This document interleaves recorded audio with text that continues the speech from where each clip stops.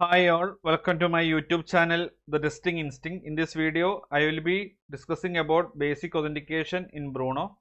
For the demo, we will be using this particular API endpoint and the HTTP method will be get, and this is the username and password value. So I am going straight into the demo. I have already opened Bruno. I have created one collection called authorization. Now I am adding a new request under this collection. I am giving name as basic auth. I am copying the API endpoint,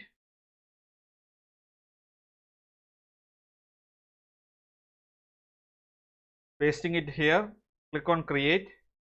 Now I am going to hit this API endpoint without adding the basic auth details. You can check how the server responds to our API request. I am clicking on the send button.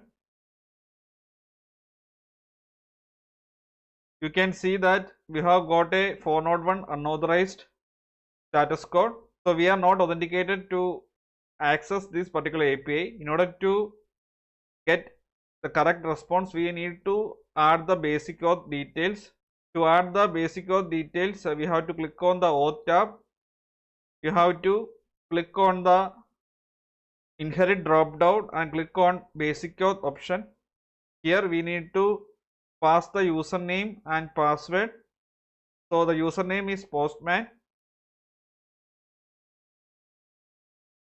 and password value is password itself.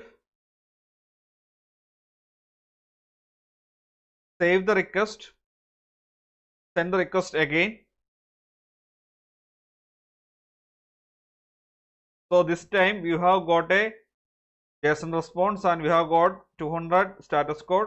So the basic authentication is working fine in Bruno. So this is how you can do basic authentication in Bruno. So you have to pass the basic auth details in auth tab correctly. That's all you have to do to achieve this. So I hope this session was very useful for everyone. If you find this video helpful, please consider subscribing the channel. Please like, share and comment on the video. Thanks for watching and keep learning.